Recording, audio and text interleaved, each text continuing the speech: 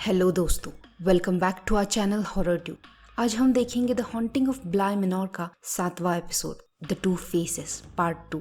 अगर आपने इसके पहले के एपिसोड्स के एक्सप्लेनेशन वीडियोस नहीं देखे तो उन्हें मेरे चैनल पे ज़रूर देखिए, उसकी लिंक मैंने आई बटन में दी है।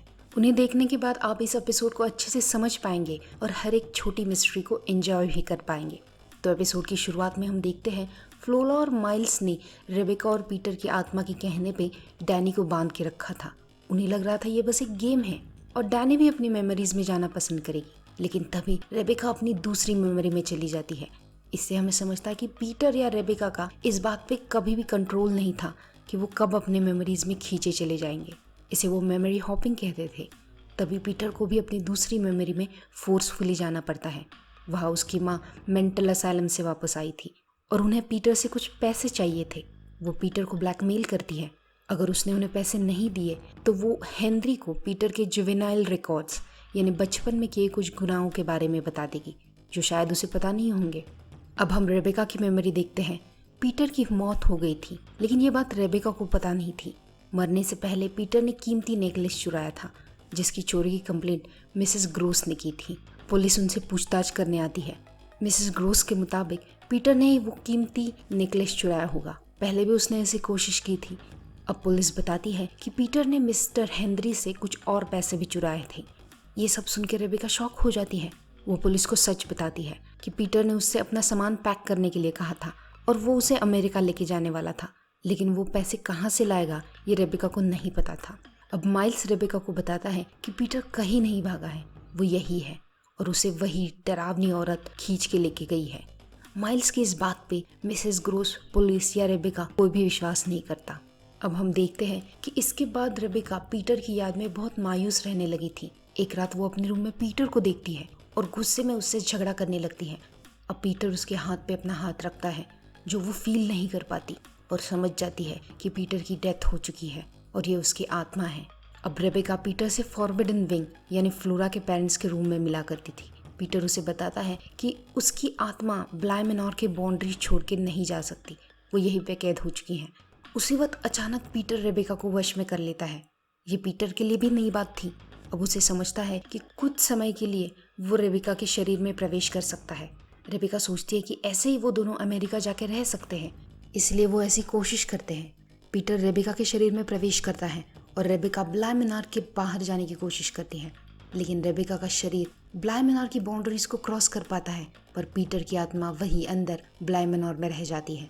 ये कोशिश भी नाकाम होने से पीटर बहुत नाराज होता है। कुछ दिन बाद पीटर फिर से रेबेका से मिलने आता है। इस बार पीटर कहता है कि उसके पास एक रास्ता है जिससे वो दोनों हमेशा के लिए एक साथ रह सकते हैं। बस रेबेका को पूरी तरह से पीटर की आत्मा को अपने अंदर लेना होगा। बेचारी रेबेका इसका असली मतलब समझ नहीं पाती और पीटर के कहने पे it's me, it's you, it's us ये कहती है, जिससे पीटर को रेबेका के शरीर का पूरी तरह से कंट्रोल मिल जाता है।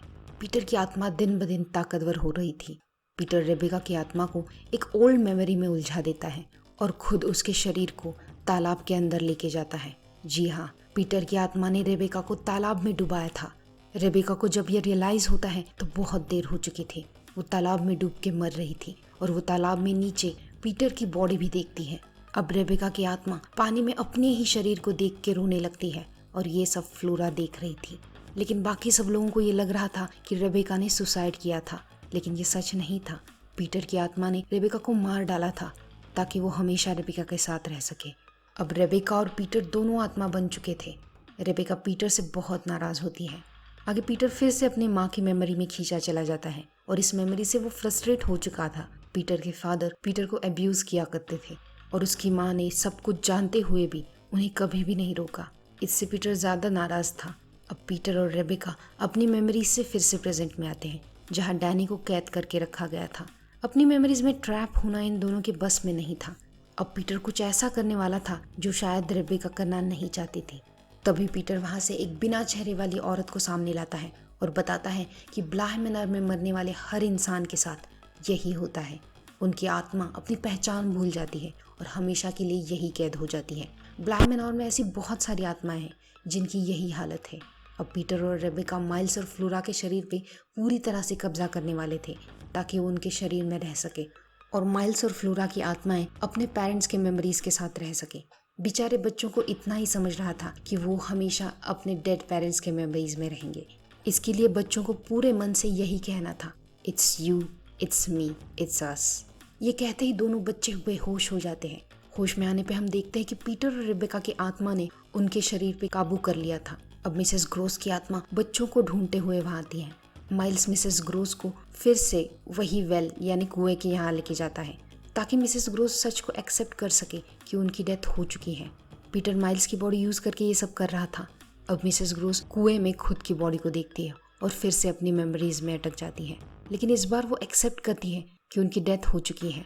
अब दूसरी ओर हम देखते हैं कि रेबेका ने एक्चुअल में फ्लोरा पे काबू नहीं किया था। फ्लोरा सिर्फ एक्टिंग कर रही थी। रेबेका फ्लोरा को बचाना चाहती थी। अब फ्लोरा रेबेका के कहने पे डैनी को छोड़ देती है। रेबेका बताती है कि माइल्स ऑलरेडी जा चुका है, पीटर ने उसके शरीर पे काबू कर लिया है। वो शायद उसे बचा नहीं सकती, लेकिन फ्लोरा को अभी भी बचा सकती है। वो डैनी को फ्लोरा को यहाँ से लेके जाने के लिए कहती है, लेकिन फ्लोरा माइल्स के सिवाय जाना नहीं चाहती थी। तभी वही डरावनी चेहरे वाली औरत वहां आ जाती है और डैनी को पकड़ के खींच के लेके जाने लगती है और एपिसोड यहीं पे खत्म होता है। तो दोस्तों, क्या फ्लोरा और डैनी उस औरत से बच पाए? वो औरत कौन थी? वो ऐसा क्यों कर रही थी? ब्लाई मेनोर की बाकी आत्माएं कौन थी? ये सब जानने के लिए इस सीरीज का नेक्स्ट एक्सप्लेनेशन वीडियो जरूर देखिए।